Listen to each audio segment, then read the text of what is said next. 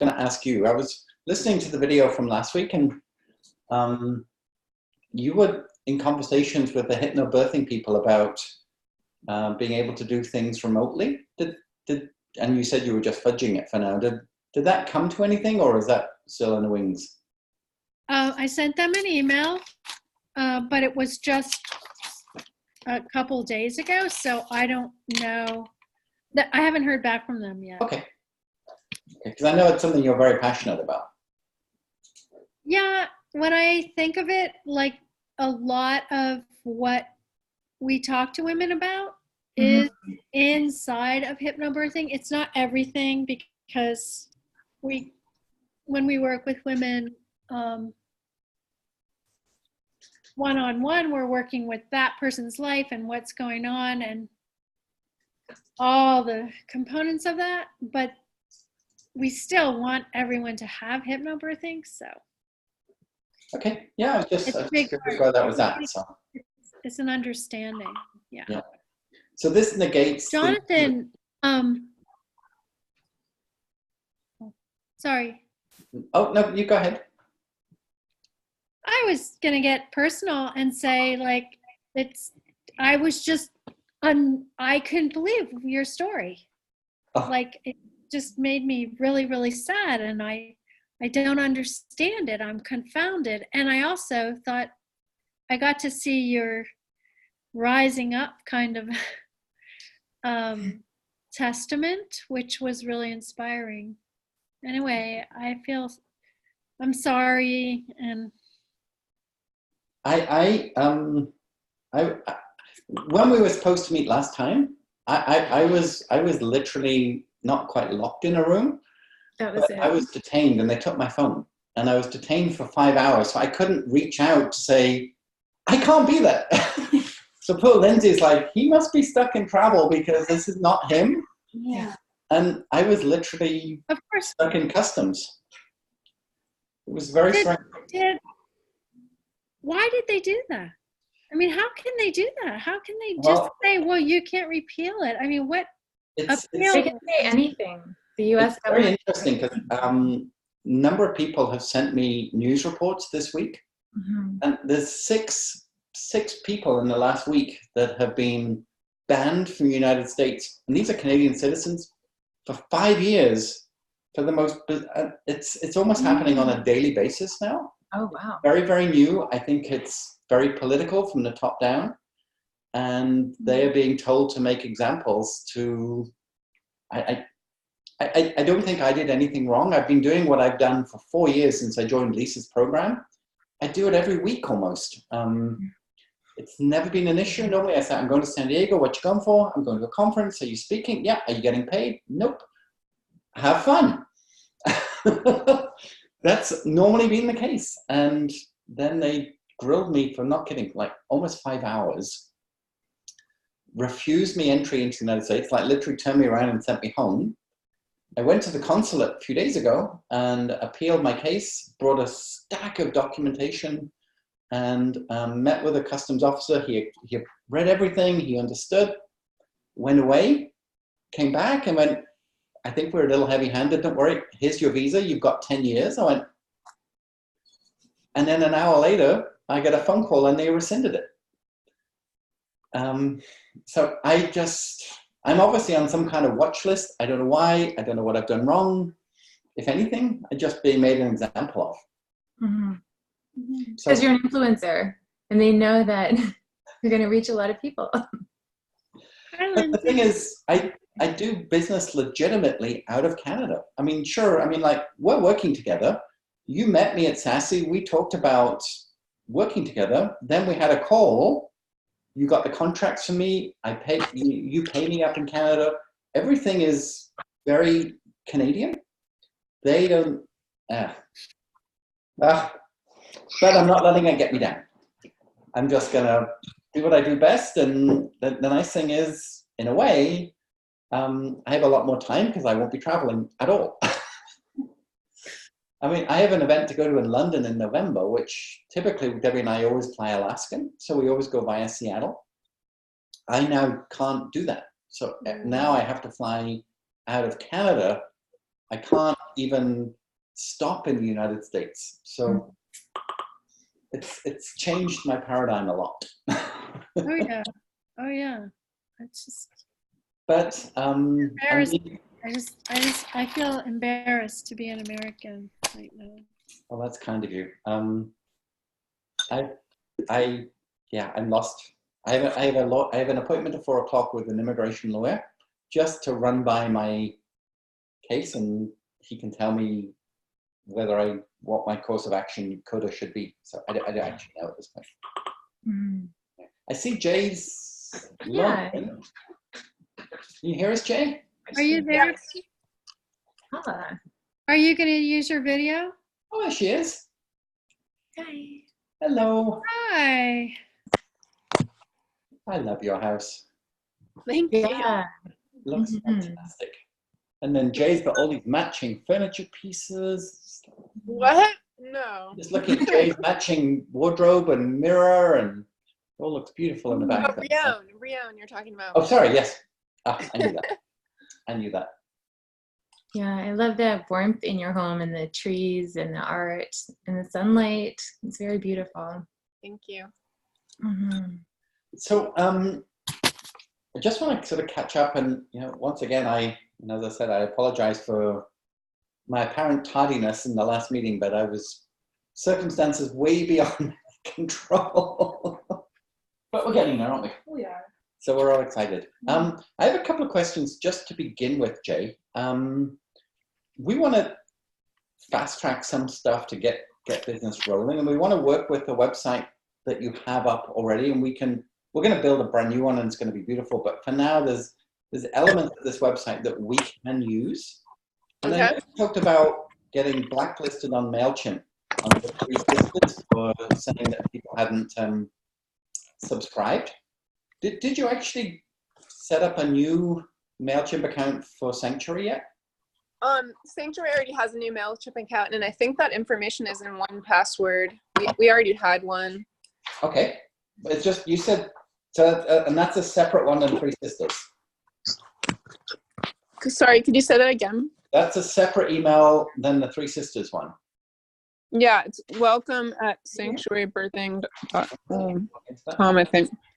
I want to see if we could, I didn't want to tap into it because we might need a code from somebody when Paige logs in to just see if that works.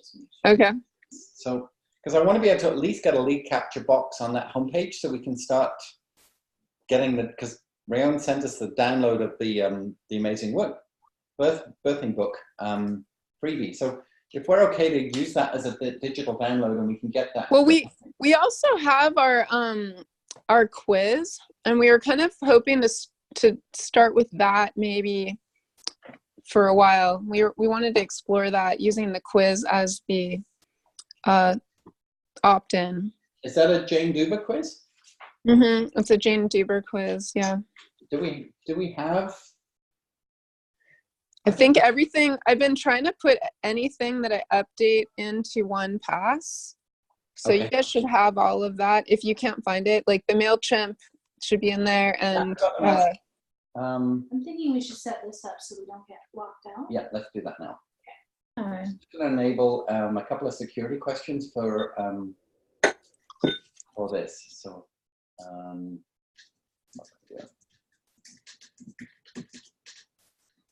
particular question. This we should do that one. Okay. Jay, what city was your mom born in? She was born in Rib Lake. Red Lake? No. Rib, R-I-B, like part of your anatomy, Rib Lake. Okay. We're just setting up some security questions so that we've got this going for the next time. And we'll save these as well.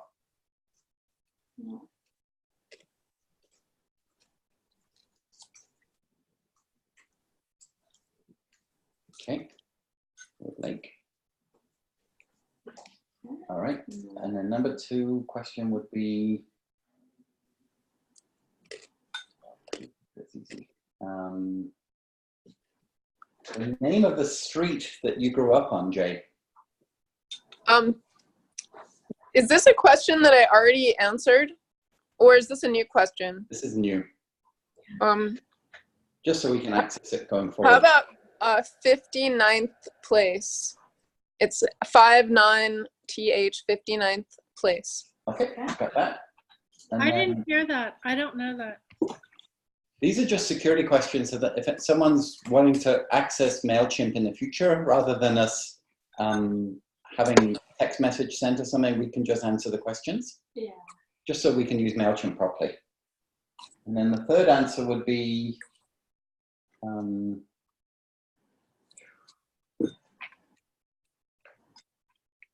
Jay, what was your grandmother's occupation? Well, my mom's mother was just a dairy farmer, so. Okay, dairy farmer, sounds good. that works. Sorry about this, it's just we wanted to get it done live and then we can use it.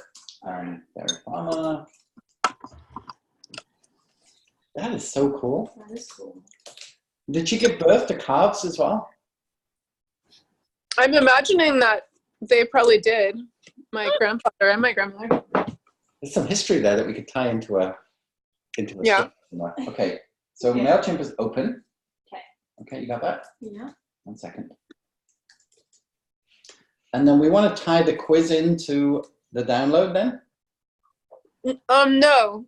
Let's set this download aside for right now. The amazing workbook, Okay. and just have the quiz be our opt-in. Like if someone's opting in. Okay. Okay. I mean, that's what I put on my short talk. So. Sure. Okay. Do you guys pay for that quiz with Jay and Deeper still? Well, right now I'm just paying by the month, so we can stop doing it. I didn't pay for the whole year, so. Okay, because we could rebuild it in Gravity Forms too, you guys. Pretty Yeah, soon. that's fine if you want to do that. That'd be great. Yeah, okay, no Okay, problem at all. so- So we can do that. And then did the calendar is still in Squarespace on the website? It is just because it didn't get changed, but So you're okay for us to change it over to Calendary? Yeah. Okay, we'll change that over. And whose email does who monitors the email for the calendar? I think Rion does a little more than me, but we both check it every day. Okay, perfect. And are you updating your calendar to show your availability? I had been doing that. I haven't been on top of that, but we can totally be on top of that. No, I mean we got ahead for like a month or something, but now that month is gone. So. All right, we got that. No problem. And then Rion, we got your Shutterstock pictures, which were beautiful. Mhm. So we're going to go ahead and create your social media graphics now and get some look and feel into the website just to begin with, to get going. Oh, they were just a beginning of Jay and I looking at pictures that we liked, but I wanted to be clear that I was trying to give a feeling of what we liked. Yeah. But it didn't mean please use these pictures. No, I understand that. Okay.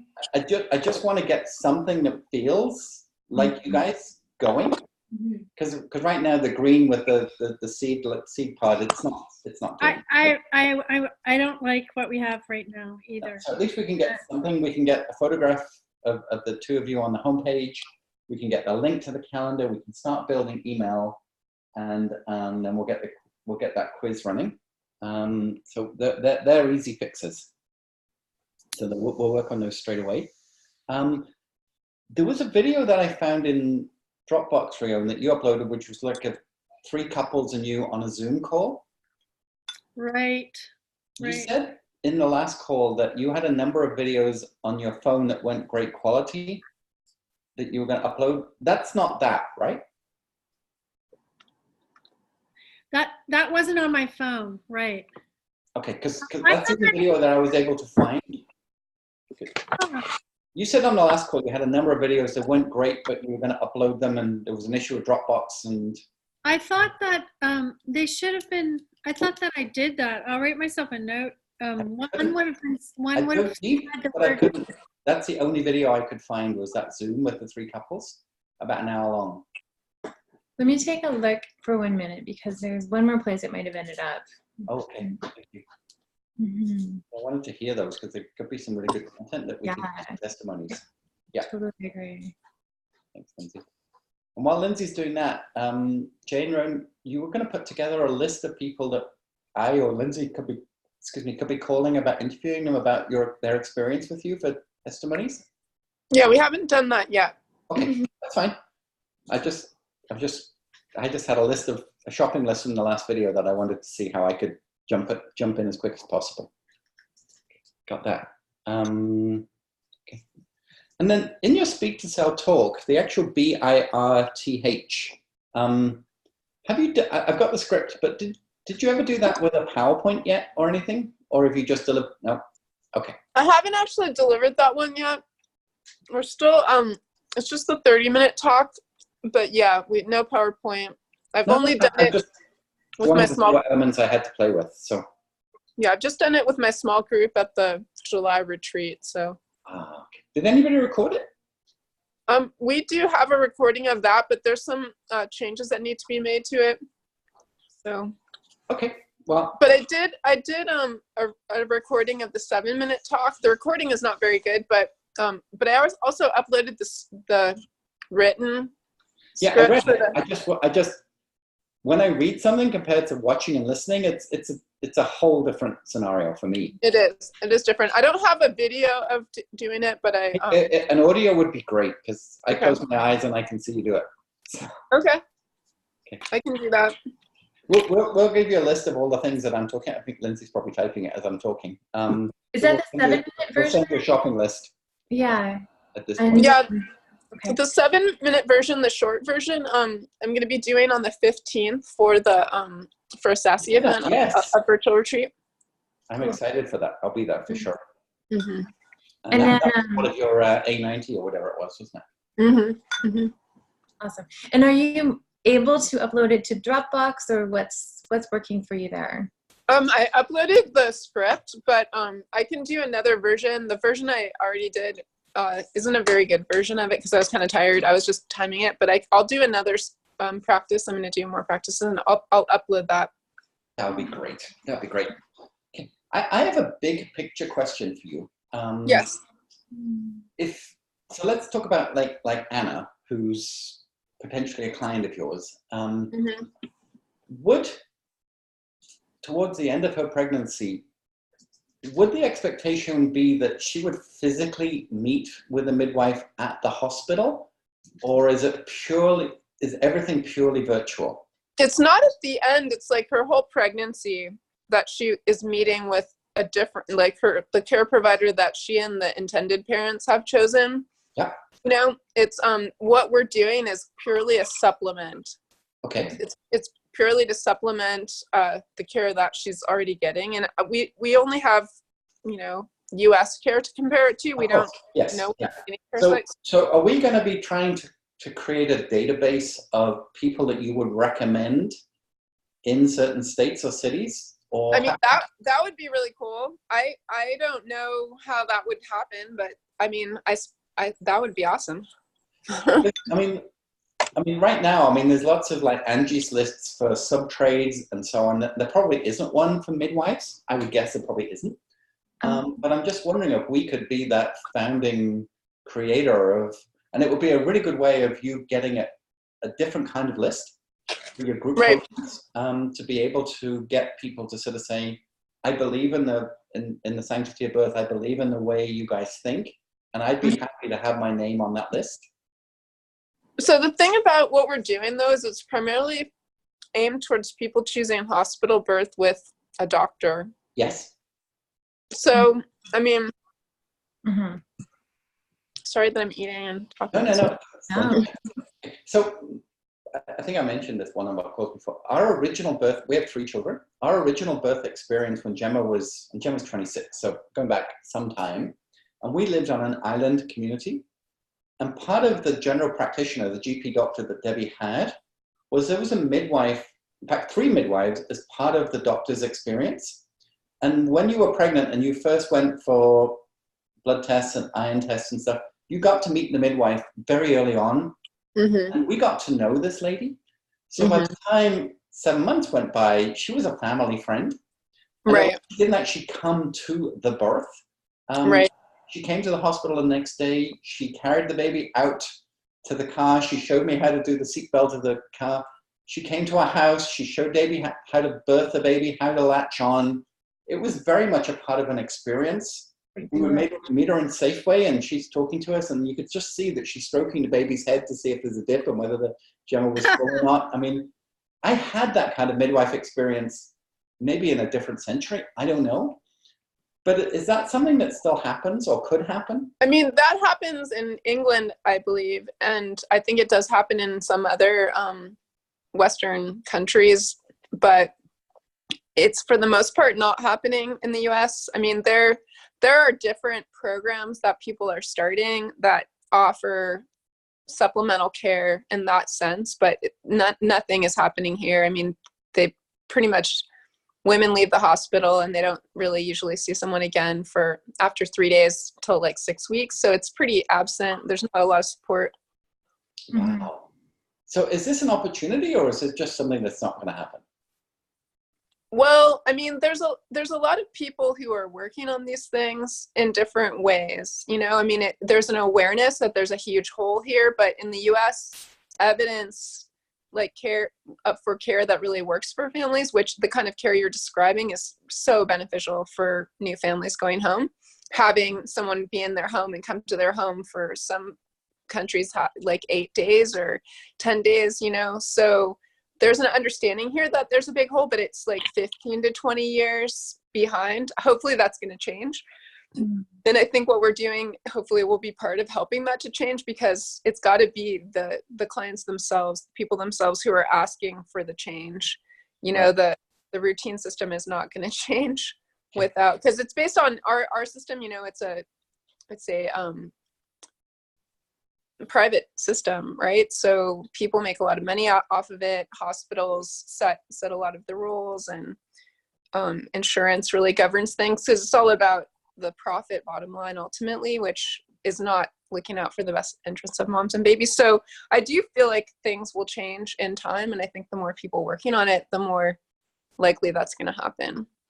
So when people hire a doula, that's not in insurance or anything. That's a one-on-one relationship with a birthing partner as such that people pay for then?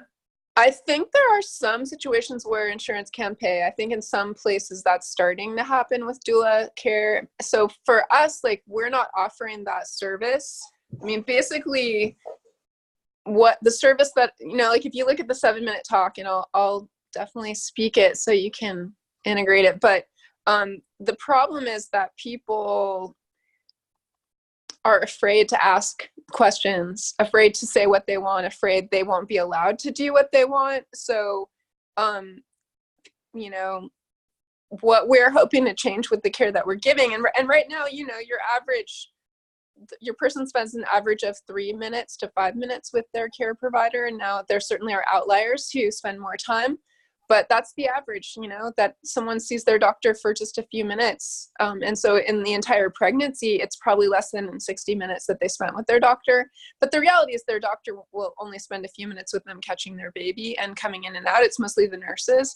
So people just, you know, I don't know, it's just really hard to get what you want to happen, especially if you just walk into the hospital thinking you have this. So what we want to offer people, what our program is all about, is about, you know, giving people more time to talk about it, more time to understand what their options are, more time to, you know, work on their health, more time with us and with our education program, et cetera, to be able to come to the birth super empowered, like feeling really clear about what they want, and that it's their right to have it, and to how to work, how not to just come in like a bulldozer or something, but to work with the system right now so that they can kind of put an arm around the system, if you will, while they have like total intention to have the birth that they want.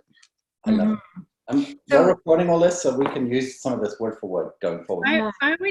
I would add one thing, and that is that the reason women are afraid to ask is because most women have bought, basically hook, line, and sinker, they've bought the fear around birth. They've bought into how scary it is. It's an emergency.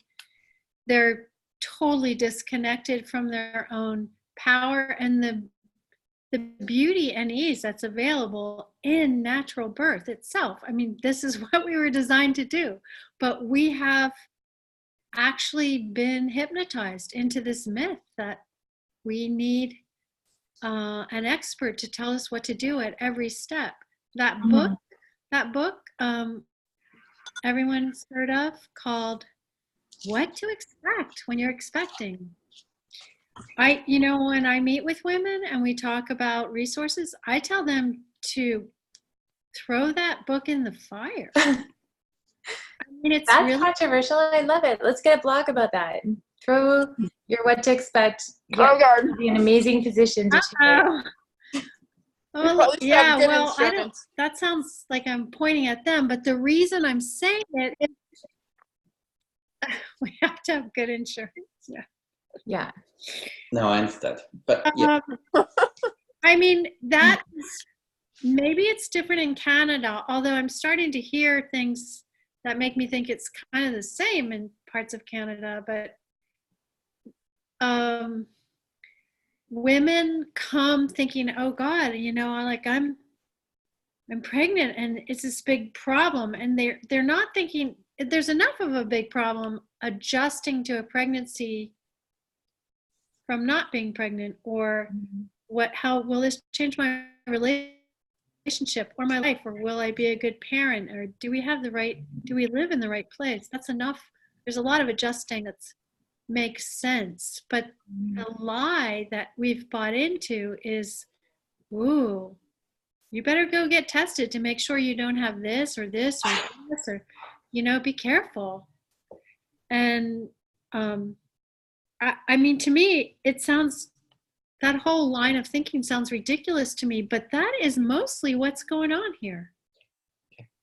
And that's why what Jay said makes sense. It's her saying women are afraid to ask questions. They're afraid to ask questions because they don't know that they are incredible. Like, I remember once after a birth, Jay, this was, who are the beekeepers in Cave Junction? Joy and Eric. Yeah, Joy and Eric. After she had her birth, her first baby, she came and did a testimonial, and this is quite a few years ago. And she said, I realized I was an incredible, miraculous creature of nature. Like, she really got it. Like, oh, my body does this. This is normal. This is natural. But we have gone so far away from that. And anyway, that's enough words for now from me. I'm going to switch to my phone. That really helped me with the big picture, because when someone works with you one-on-one, you tell them all about these options, you show them what's possible. Would it be such like a working document that you would send them, which would be like, this is my birth plan, and they could come to the care provider with? Is that the goal? So, I mean, the goal is, from what I've learned more recently, the goal is to kind of put the birth plan in more manageable pieces rather than having a really long list that covers all of the contingencies. So the goal of the program is to empower the woman, to empower her to take ownership of her birth experience. That's our mission. Our mission is to really help the woman and the family feel confident, feel joyful and excited about their birth experience, and completely ready. Instead of going into it afraid, they're going into it like, yes, I've got this, and so in terms of how to work with the care provider and that system, some of what I've been learning actually comes from another group that we're both really into, this evidence-based birth. But it's kind of this idea that, you go to the hospital and you bring cookies for the nurses, and you bring stuff for your room to really, so that they walk into your room and they see, oh, this is your room. This isn't a sterile hospital room. And that you have your unmedicated vaginal birth plan, which is simple and is really has things in it. Like, it's important to me to have each, to be respected in my care, and to have each procedure discussed with me or whatever. You want to, rather than saying, I don't want them to clamp the cord of my baby, I don't want, because you could have all of those things and maybe that's part of what you want, but the idea is to really get them on your team. You want to understand how to get them on your team. But I think the important part about that, like, we've had women in the past who transferred to the hospital. There was this one woman in particular who she had to transfer in with her baby. I think it was her 4th baby, and I wasn't part of that birth. Rion was her midwife, but she insisted on having a bed be put in the room next to her baby, like a human-sized bed. And this was at the NICU, where they never allowed such things to happen. But this mother was so determined to be next to her baby the entire time that they took care of that. So the idea with having a really empowered woman is not that she's going to rudely demand what she wants, but that she's going to have such fierceness in a mama bear kind of way. Like, this is, I love my baby, I want to be with my baby. Or this is, this birth only happens once. It's not like getting directions to the grocery store and going the wrong way and getting lost. No, this is like the only time this is ever going to happen for that baby. And so for people to really be invested in understanding what their rights are, and that they absolutely have a choice about everything, and that the only way they're going to get it is if they say, this is what I want, this is what I need, this is what I believe in. And it's, it's because outlying doctors and nurses who want to support families in this way, they get fired and such. I mean, they lose their jobs. They get, there was a doctor in Ashland, Rion reminded me about maybe 10 years ago, who through some weird thing lost her job because she was trying to support families to have this kind of birth. So that's why it's got to come from the people. The people have to say, this is what we want. And so, yeah, that's our what we want to help people with. We want to not only give them midwifery style care that they would get if they were working one-on-one with a midwife. And we want to help them just feel really empowered and prepared for the kind of birth that they want to have in the hospital. Okay.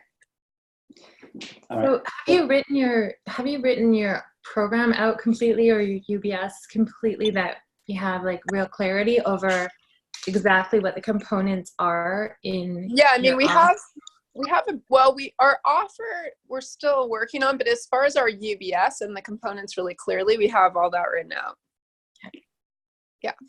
How we're offering it, we still, the hope is working with all of you that we will have more time to focus on, this other part of it that we have been not focusing on because we've been trying to work on all the other parts. So. Okay. Yeah.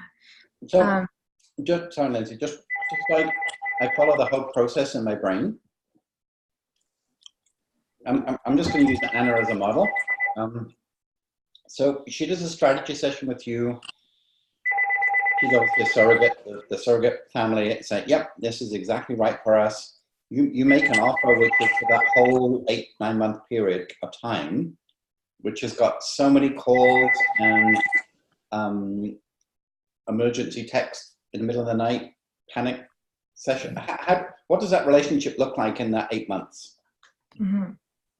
Yeah, we're still kind of dialing what that looks like. We haven't really determined, I talked about the emergency text thing in the middle of the night yet. So, we were thinking more in terms of probably like 2 calls a month with someone.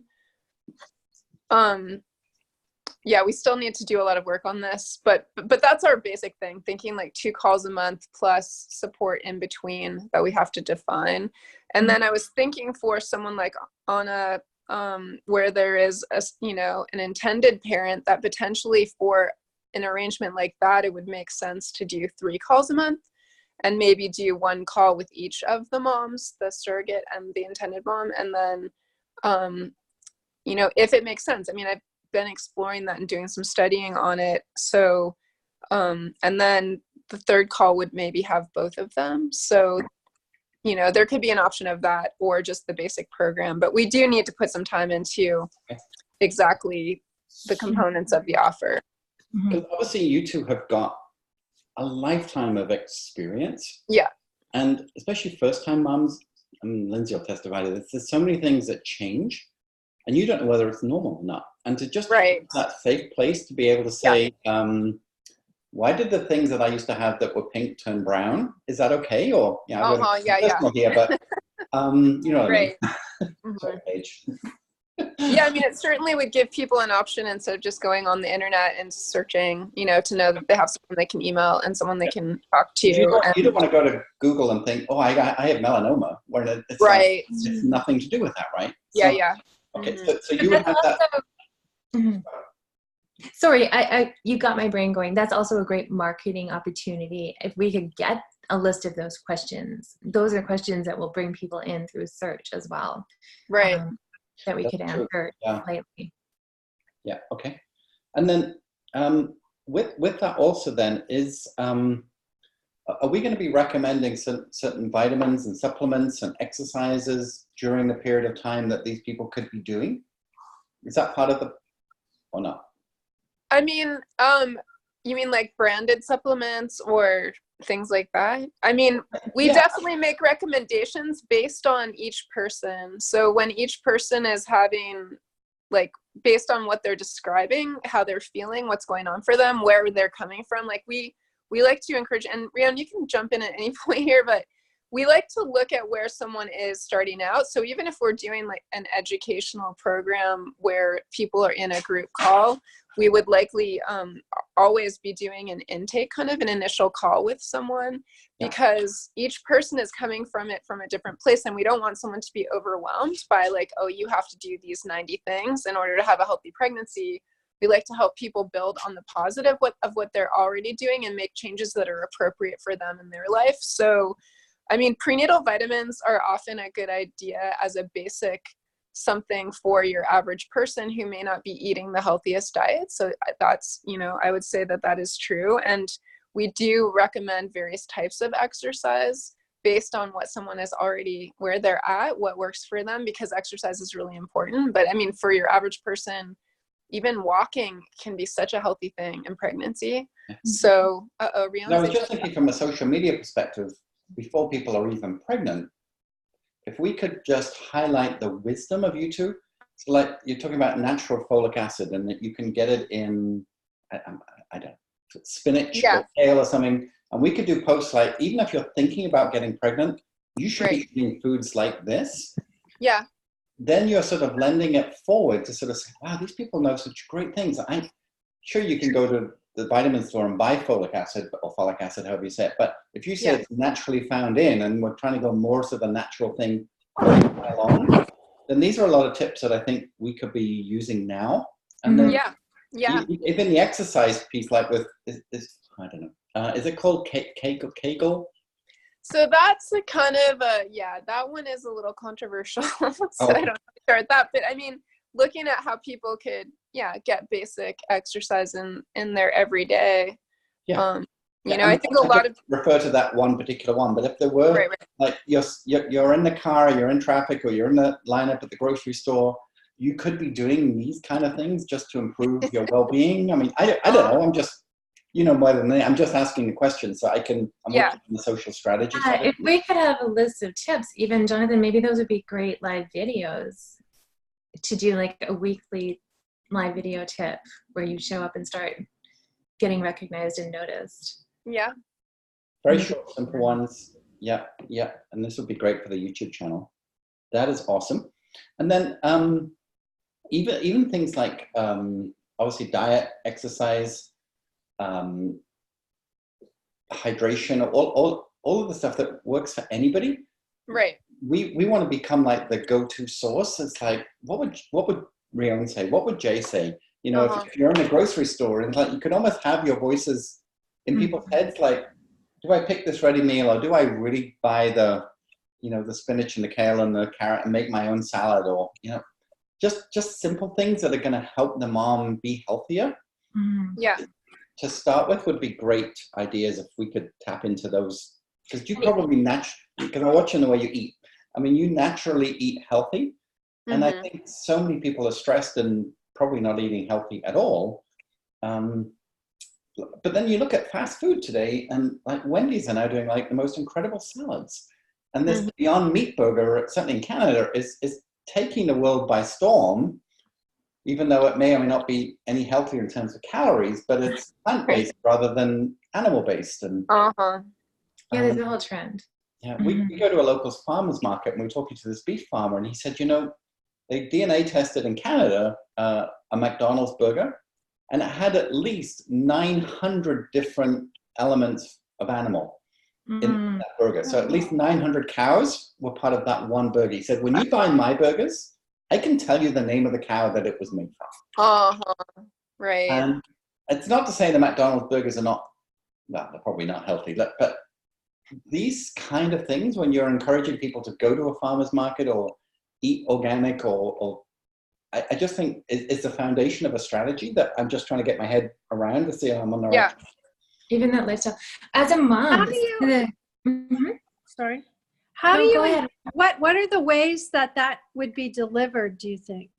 What does your imagination, how do you imagine that being delivered? Because we definitely, I mean, we have notebooks of stuff that we recommend it's not like we hand to each woman, here, do all these things, but we have tons of content.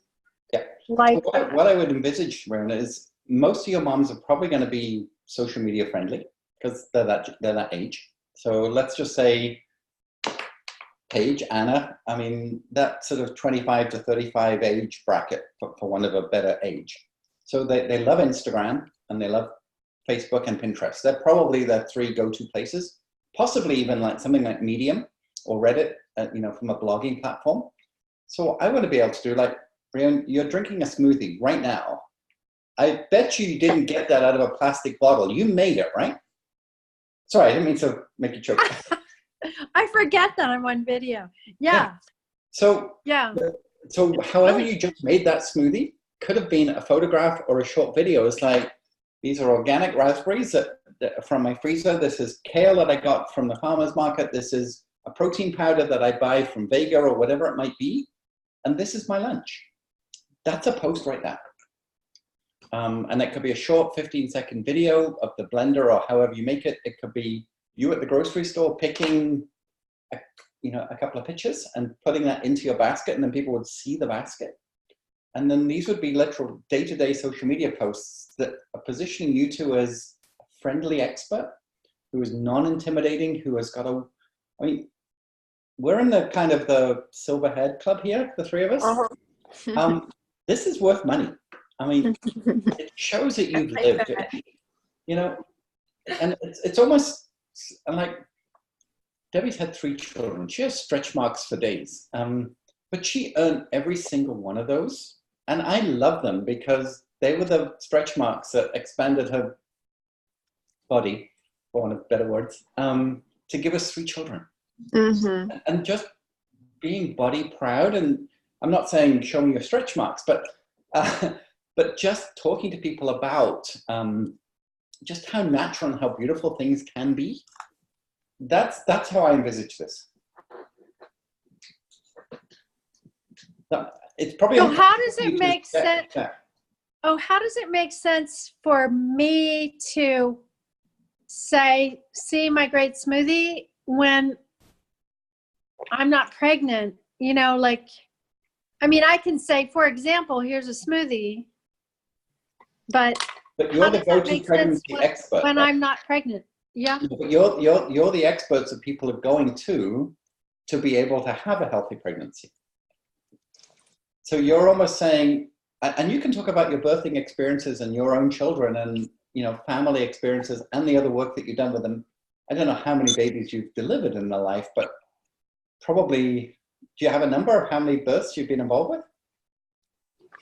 Well, we kind of stopped counting, but I'm sure it's over 500 for me, and with both of us, probably 1,000.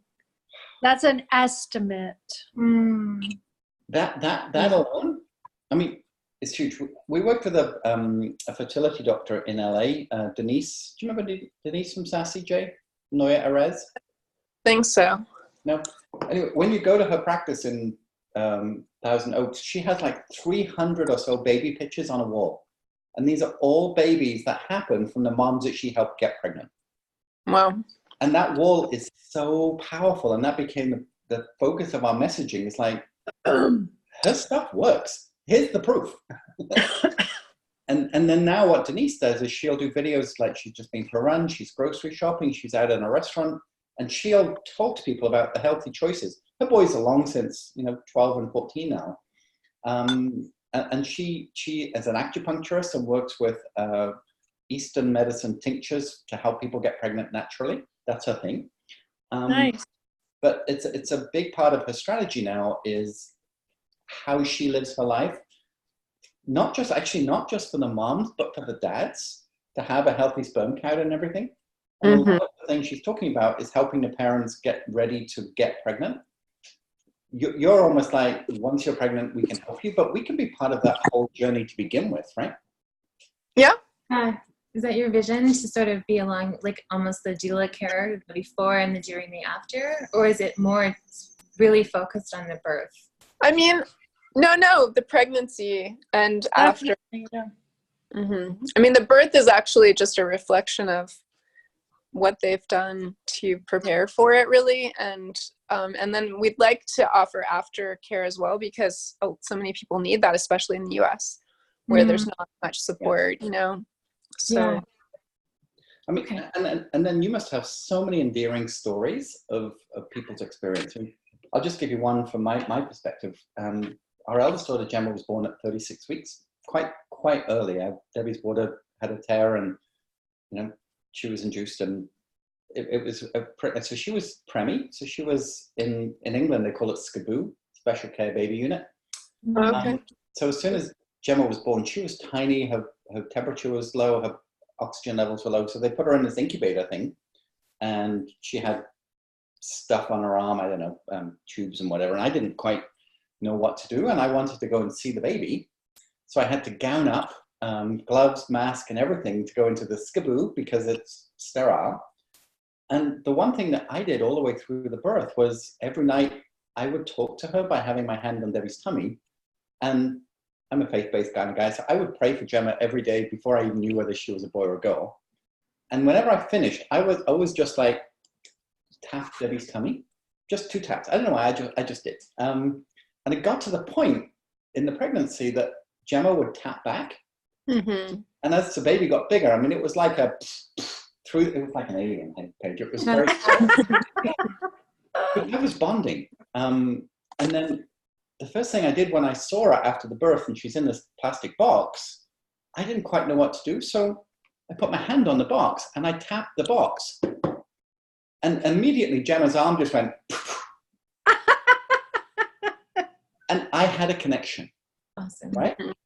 And I think if we could have, I got chills on my arms here, but I think if we can document those kind of stories and make you very endearing to the whole process of childbirth and parenting and everything natural and lovely, people are just going to warm to you, and then they will want to do business with you just because they've fallen in love with who you are as people. Can I share a campaign with you? I don't know if you've seen this, but I'd like to share my screen for a moment. Mother Care has done a couple of amazing campaigns recently that have been covered. Stuff like this, the messaging is just so beautiful, and they get a professional photographer, of course, but they have a different take on things. And this one, for your first hello, for your first tears. They also have for your first second. So this is actually a mom with her second child in her arms and stuff like this. So sort of, it's a combination of finding the imagery and just that, the wording, like the tagline that you want to go after people's hearts with. So if we could, and this is another one about body acceptance after having babies, but they've done a beautiful job. It's been really noticed as a campaign around the world. And I feel like if we could just figure out what that emotional reward is for the families, right? And what the long-lasting impact of the experience that they have with you could be. And we can just help them understand that on sort of like a level that gives them chills, like Jonathan's story. And maybe it's through storytelling, but just creating that kind of a message would be really exciting. Yeah, definitely. So these are the kind of things we can be doing right now. Thinking about it, grasping, documenting, sharing, and that's our social media strategy, like from today on. And then with that, then we start looking at the program. Obviously, people are going to ask how much it costs, and I have no idea if you even know what you're going to charge for this yet. I mean, we haven't gotten into all the details of it, but we're thinking like 5,000 would be the fast action discounted price. So like maybe 7,500 would be, and we were thinking more like a 6-month program, just because most people don't call you immediately. I mean, we could have, if we have someone who calls us before they get pregnant and wants to get started, we can figure those details out. But for your average person who comes in maybe at, 12 to 20 weeks. What's the average cost of IVF right now? I don't know about that. It's $10,000 a try in Canada. It's like, yeah. It's. I mean, you're totally in a ballpark with your number, I believe, because I think when you look at what people spend on equipment and then what they might spend on IVF before even starting, why wouldn't they spend this kind of money to maximize the experience? Right. Okay.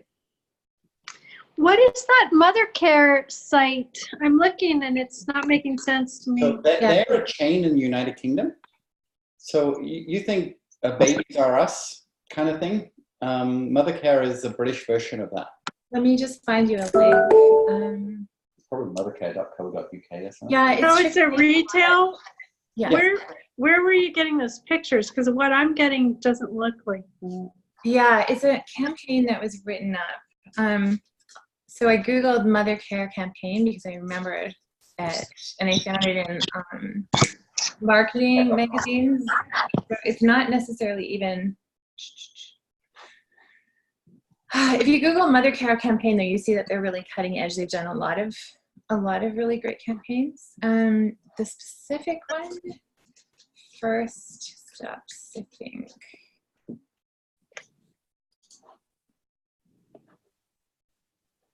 Yeah, and I think on their social media, when they came out with the first one, it was all over their social media. This link will give you some of those pictures, but it's from the agency, I think, that did the campaign. And what we're thinking about when we look at Mother Care is the visuals that go with taglines. Mm-hmm. It's really that one to, can people connect with the image, but they're not, they see a lot of images that are same old from all the same, doulas and stuff. They're all on social media. Yeah. And so maybe they like you and that's a good connection. But if we can just come up with a central experience, then we can elevate beyond that. Okay. Do you like the way my brain's going? Uh-huh. So what I have to do is work with you to almost walk alongside you virtually when you've got your phone at the grocery store or you're walking, and start, as you've seen with some of my social media, start getting people to share, to do life with Jane Rion. Mm-hmm. Mm-hmm. And like Rion, I'm looking at your room right now. I can see like a trampoline and I can see a drum. Jay. Yeah. No, that's my room. Oh, sorry. Yes. Yeah. What do you use the drum for? That drum is actually, those drums, I mean, I don't really play the drums much anymore, but at one time I did play the drum for African dance classes. Mm-hmm. So, but yeah, currently I don't. The trampoline, however, I do use some, and that, yeah. I know it's kind of silly, but if we set you up on a tripod, and even if you were doing like your Tony Robbins 1-minute power jump before a call, I don't know what you use it for, or whether it's indoor exercise for crappy weather, or whether you use a drum for meditating, or or but just right in front of me, and that beautiful take a video of me jumping on the trampoline. I'm not sure how good that one works. We could try that. Yeah, I mean, it's a good and that's not necessarily a pregnancy thing necessarily, but no. I think, but it's good. It's good for your lymph system. It's a good lymph movement thing. Mm-hmm. And movement is great on video too, on social. I don't know if you've seen our client Dirk with Dirk Fitness, and on every Wednesday video, he jumps in from the side and he starts to teach. But it sure gets your it gets your attention. Whiteboard Wednesdays, and he has a simple whiteboard that he writes. So it might be hydration, it might be nutrition, it might be a simple exercise, and yeah, he literally sets his camera up, the camera's loading, and as Lindsay said, he jumps into the frame. And gets you every time. And it's kind of fun. Yeah, it's very fun. Yeah, he's in the GFR group as well. You'll see him in Lisa Cheney's squad there. Okay. He's interesting guy. I mean, beyond fit. I mean, he's got muscles on muscles. He was one of the first men in Colorado to get married to a same-sex partner. The day that the legislation changed, they got married. There was a lineup of them, and he got national news because he and his partner had been together a very long time. And they got married the very first day that was legal. Wow, that's so cool. It's a neat guy, isn't he? Yeah, he's such a nice guy. And I met him through Sassy, and boy, does he know how to eat healthy and work out like no tomorrow. That's okay. But yeah, that's his shtick. And he now was working in a gym, training people one-on-one, and now 90% of his business is virtual. And wow. He has a home gym in his garage with TRX and stuff, and he sets up his iPad and his earbuds, and people train with him all over the world and actually pay more to train virtually than actually driving to work with him in a gym. Wow. And he can do 6 more clients in a day than he used to, because of either the small group or the one-on-one without waiting for someone to arrive and leave. And he's super successful online now. Whereas before, when he was before he joined Sassy and we worked together, it was very much a physical, come to the gym and I'll kick your butt kind of workout kind of guy. Right. Yeah. That's what we want. That's what we want. Yeah. I guess the question I have is, how do we, like, I'm imagining that you're going to help us map this out so it doesn't seem overwhelming, because this kind of information we got when we took the social media bootcamp. Not to say this meeting was like the social media bootcamp, but I just mean like of how we could get out there. And I realized we did have that major hiccup, but it's just, I think there's a little bit of overwhelm at the idea of like, oh my gosh, how do we do this? That's why you're VIP, because we're going to do it with you and for you. Right. Okay. I just needed to run by you that I was on the right planet. Yeah. And then Paige and I will start creating some templates once we get the logos and the colors finished.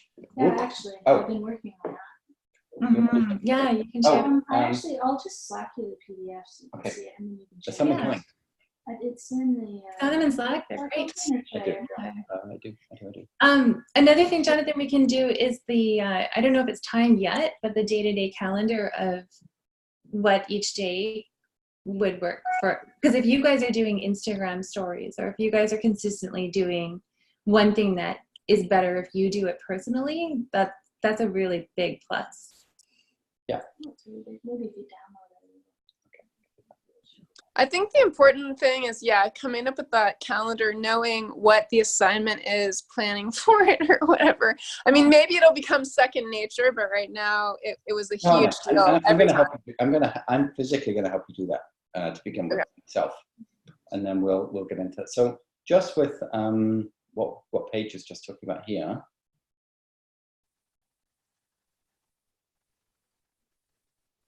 That one. Yeah, and there's another option. I like that color scheme. Yeah. Mm-hmm. Grab your eyes. I'm unfortunately on my phone, and so it's a little harder to see. I know that I can give you the link. Yeah. Could you just? Yeah. Well, except for I maybe if I sign into Zoom on my computer, it would be better if it's not too late. But I know that Rion and I, in talking about that particular symbol, that we were maybe wanting to switch up that symbol, which is why Rion sent those pictures from. Yeah, we totally could. Or of a spiral. You know what? Yeah. There's the sense, and for us, it's a very real sense. We feel it in our bodies, and we also, it's what we're aiming for our ideal clients. You need to mute Jay. No, it's Jay. We need to mute Jay's other one. There we go. Yeah. I did it. Okay. Okay. Oh, so okay. Where was I? Okay, is that Jay, I think your laptop needs to go on mute. Yeah, perfect. Go ahead, Rion. The idea of sanctuary came because there's in a really healthy, vibrant, successful pregnancy. I don't really like that word successful, but the woman is, the baby is on the very inside, and then the woman is around her, right? And then there's a support system around the woman, and it goes on like that. And that's how we got to our UBS, is realizing this is, it takes a team. And so a woman has a personal team around her, and then she has her maternity care team just slightly out from that. And she is like, there's all these teams that are around this growing baby, and it's just basic support. It's what happens in nature, like as you see a plant unfold. To me, I think that's why I love spirals. It's like there's something really special in the middle. You know, there's something really special that's coming out, but there's all this support around it. And we realize like the woman herself, she is the sanctuary. So when we're successful working with someone, they are our last client, actually. When she was interviewing us to see if we would help her for her second pregnancy, she said, I feel totally confident that no matter any way my birthing goes, whether I stay at home or whether I go to the hospital, I feel totally confident in myself that I have everything I need for this baby. And she said that because that's where she got to working through our program. And then for her to voice that to us, it was like, okay, that you are like the walking epitome of our success story, because she could voice, I'm the sanctuary and I know I have everything I need. I'm asking you now in this next pregnancy, will you support me? Because she knows how to get. Am I coming through at all? Like, does this make sense to you? Yeah. It's in relation to the images and the sanctuary and the idea that's why that image, there's nothing wrong with that image, but it's kind of like boring compared to what's inside of me and what's inside of, you know, yes. That's why I was looking for, I just Googled spirals in nature. Or then I went on, you know, Shutterstock into that. And the other thing that's worth searching on that I only started to is if you do a search on circles of women or women in circles or something like that, because women know how to support each other. And I did a search on images of women in circles, and it was so beautiful. It was stunning. I mean, it would have some of those images would have been beautiful in that mood board, the first mood board that we said we liked. Yeah. Yes. Yeah, I remember. Rambling a bit, but I hope there are a couple points. Yeah. Because we want to get to the point that you are so in love with your logo, your brand, that you're so passionate about it because it just speaks without you having to say words. I get it. Thank you. Yeah, I really want that.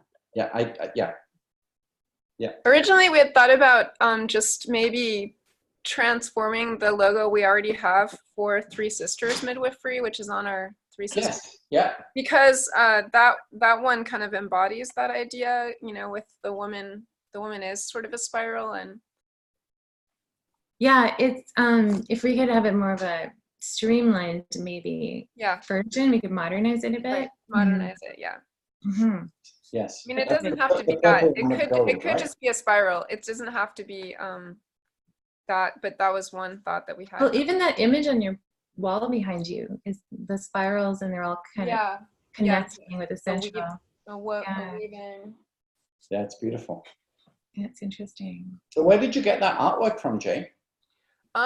My ex got it for me from Ecuador, from like the artisan. He was on this trip that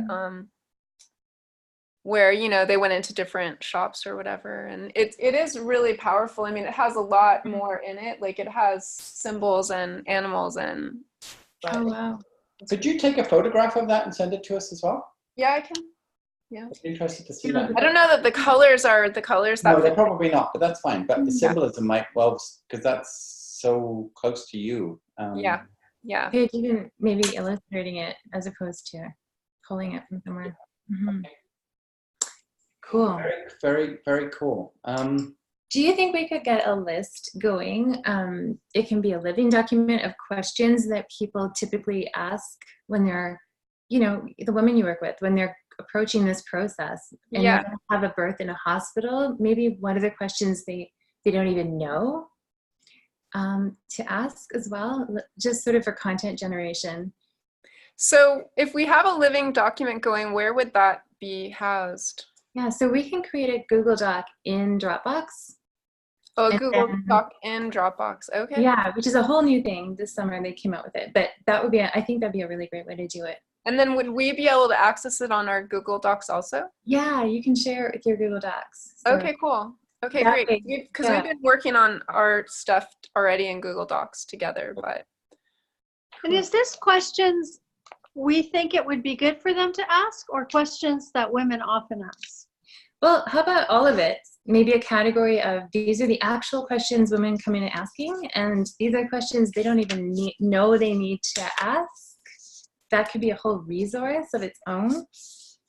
Google kind of does this for us. When you start typing into Google and you see suddenly you get a whole box of questions that come up before you've even finished writing the question. Yes. They're all questions that people are putting into Google. Yeah. So, well, there's an interesting thing that in working on the short talk, Rion and I have been working on that really closely together, and also some with Lisa C. And Rion came up with this thing, the question they ask, will they let me? Because in her childbirth class, people are always saying, will they let me do this? Will they let me do that? And I just wonder if that will they let me is something that we can work with, because it's such a big thing. Women are so frightened, at least in the system here in the US. That yes. Yeah. And a whole series, you can do like several different maybe live videos or posts in a series, and then you get noticed more for that. It becomes like, oh yeah, those are the people that do the talks about talking to your doctor. Like just the connection between them. Yeah, understood. I like it. So I've got us down for going forward for meeting. I know you two, Jay and I chatted the other day about Tuesdays at 10 a.m. to 11. Yeah. Is that a good time for the two of you as our permanent spot? Yeah, except for there's some things coming up. So there's that the 15th, which you and I already talked about, and then Rion's leaving on a trip, and she's uncertain about her internet access. I found out today that there is internet. Okay, cool. So I don't think it'll be a problem. Okay, great. But where are you going, Rion? I'm going to help a friend who's having major surgery, so that will be in Massachusetts, and then I'm going after that to visit my family in Pennsylvania. Mm. Oh, so you're originally from Pennsylvania? The Dutch country. Yeah. I have a friend whose wife is from Amish, Pennsylvania. Her Yeah, dad still drives a buggy. Oh, is he Amish then? Yeah. Big Wow, time. that's where I grew up, that area. Okay, so is it Lancaster? Yeah, that's where I was born. Oh my gosh. So I don't know Janet's maiden name. Her married name is Keeson, but that's exactly where she's from. And yeah, her parents are very, very They weren't allowed to dance at their wedding. Right. Oh wow. I hear it's beautiful. It is beautiful. Yeah. So some of these old family values of Pennsylvania Dutch and all these things, yeah, these could easily come into your Speak the Soft talk and people just endearing stories. Or like interesting. That. Well, okay. The Amish women, I mean, they had their babies at home. Really? To them, it just made sense. Yeah, it's like, yeah, it wasn't a big deal. Yep. And even like traditions, like when my great uncle died, my great aunt didn't go to his funeral because that wasn't. She would stay at home and make a spread for people to come back to, but she never went to her own husband's funeral because that's just not how it was done. Oh, I didn't know about that. That was my island community. The wife of the deceased made sandwiches, and we went to the funeral and came home, and there was food. Wow. Straight up. Wow. Who invented that? That is Wow. wow. So there's probably going to be a ton of funny stories that we could come out of this that we'll just go, will they let me know? Will they let me? I love that as a premise to answer a whole bunch of questions. I'm excited. Yeah, couldn't you see it as like a headline on a video or something too, and draw people in? Yeah. Yeah, I mean that's why I brought it up For a because t-shirt. I felt like it was. And that speaks a lot to assertiveness, kind of learning assertiveness and learning your own boundaries, and it goes into a lot of those things. That's right. Okay. You know, Jay, I didn't tell you this, but Right. some of the people that we've helped have gone to a local hospital here. It's in Ashland. And if I was sending someone to the hospital here, I would, Ashland's a pretty good place because they are set up to do water birth, and they also have some midwives there. So anyway, I have lots of stories, and we've attended births at that hospital where people we worked with were, they had beautiful natural births there. They felt really complete in that. And the latest one one of the latest ones was this woman and her husband who they labored at home. They went to the hospital just for a check, and then it turns out like, whoa, oh my gosh, you're like, it's time for your baby to come. And so they got in a tub and had a beautiful birth, and Papa received the baby, or maybe together. But anyway, that is what we are helping women do. And it was a very rewarding birth. And they did not feel the will they let me thing or anything like that.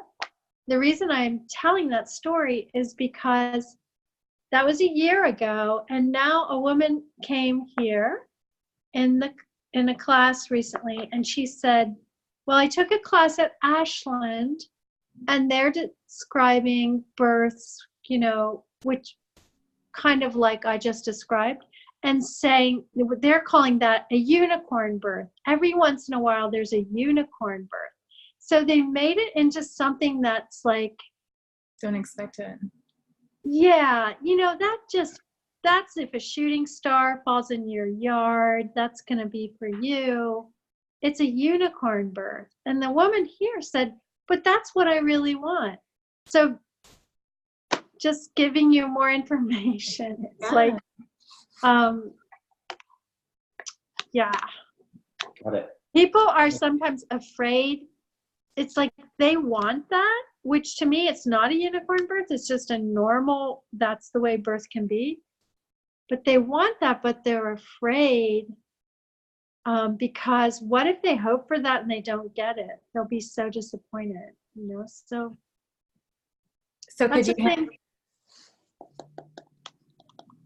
could you address that directly? Like, what if you hope for this kind of birth and it doesn't happen? Like, just like a direct piece of content that calls this fear out and just talks about it. Like, all of these things that you talk about are wonderful to bring to your social. I think the thing about it is that the kind of birth you happen is less important, honestly, than what is your experience going into it. Because if your experience going into it is that, you know, you have, I mean, anyway, there's two sides to this, but let's just say that, you know, the birth itself takes turns that are unexpected, but you've been proceeding through it empowered and, you know, feeling like you own this experience and that you're making choices. So that's one scenario. Sometimes, you know, there was a story that Rion told me, which I won't go into detail about, but it was where, you know, she had her baby in a different hospital than she had planned to because it was an earlier baby, just like Jonathan's story. And she didn't have her doctor because her doctor didn't have privileges at that hospital. And the nurses were not respectful of her birth wishes. And, you know, the care she got from the doctor was horrendous, especially at the end. So for her, yeah, she was really struggling with her experience, and that's a real thing, and it does happen, you know. And so I think we can address it because it really is one of the biggest reasons and one of the biggest cases we're making for people taking ownership of their experience, because when they're deeply traumatized by their experience, you know, especially in a culture that does not offer any support for that, then it, you know, it sticks with them in a really painful way their whole life, you know. So we can address that and definitely will address it. And I do think it makes a difference when people are prepared in a different way, you know. So if you think about how much people spend on like the perfect destination wedding or their first house, and they go for years to plan this wedding, right? Why wouldn't they do the same No, methodology and absolutely. thought for birth experience, right? Yeah, I mean, in my longer talk, that's definitely an analogy that I might consider making. It was one of my someone who used to be in our group made that recommendation because I was just talking about it. And when I was teaching the childbirth education classes, it was an analogy that I used because so many people can relate to it, you know, something they've really planned for, something they understand is only going to happen once, something, you know, there's no do-overs. So you really want to do your best to feel prepared in a way that meets your needs. And I think that's the problem in the US is that, you know, it's very, very difficult for people to have a birth that meets their needs. And most people are going in it blind. You know, they think, oh, I'll get what I want when I get to the hospital, and then are totally shocked by what happens. So I've got 6 pages of notes here. This is yes, loving you too. Great. Okay. Yeah, I realized it's time for me to sign off and get ready for my next thing. So leave that with us. We're going to get creative on our end, and we're meeting again 10 o'clock Tuesday, right? 10 o'clock Tuesday, the 8th, right? Or the 9th? One of those days. Okay. So okay. This Zoom room that I sent you is my Zoom room for every meeting. So okay, it doesn't change. Okay, great. Okay, thank you. We'll send you reminders, but it's the same one. So okay. Thank you so much.